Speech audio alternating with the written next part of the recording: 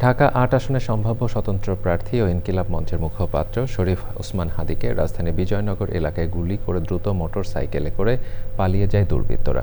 এরপর তাকে Dhaka medical college হাসপাতালে নিয়ে যাওয়া হয়। পরে লাইফ সাপোর্টে থাকা অবস্থায় হাদীকে এভার কেয়ার হাসপাতালে স্থানান্তর করা হয়।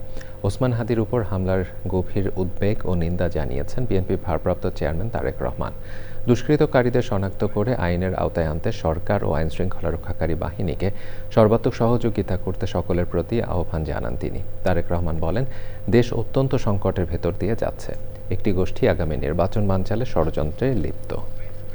নতুন রিন গভীর থেকে পরিষ্কার করে কাপড়কে রাখে নতুনের মতো উজ্জ্বল। নতুন রিন অ্যাডভান্সড পাউডার। ঘটনার জন্য তীব্র ঘৃণা এবং প্রতিবাদ জানাচ্ছি।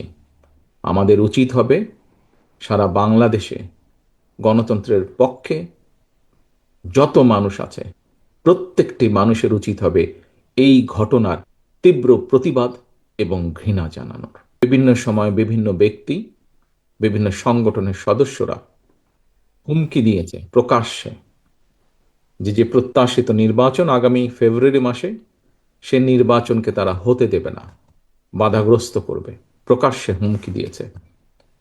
একটি দল, গোষ্ঠী বা কিছু ব্যক্তি এই দেশকে, দেশের মানুষের শান্তি, স্থিতিশীলতা বিনষ্টের জন্য উঠে পড়ে লেগেছে।